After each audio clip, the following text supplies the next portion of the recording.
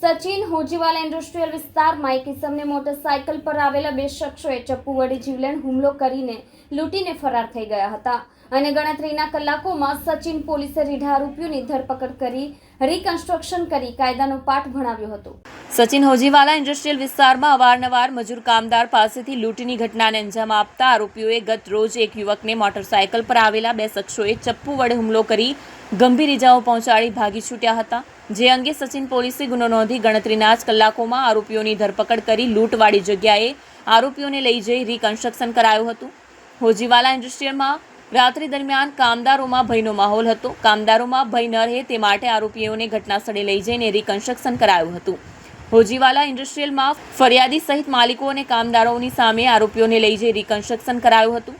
Sachin police inspector દ્વારા લોકોને સૂચન કર્યું છે કે આવા અસામાજિક તત્વોથી ડરવાની કોઈ જરૂર નથી અને કોઈ બીજા સાથે ઘટના બની હોય તો સીધા સચિન પોલીસ પાસે આવી ફરિયાદ નોંધાવી અને સચિન પોલીસ ઇન્સ્પેક્ટરની કામગીરીને ઇન્ડસ્ટ્રીયલના માલિકોએ બિરદાવી હતી।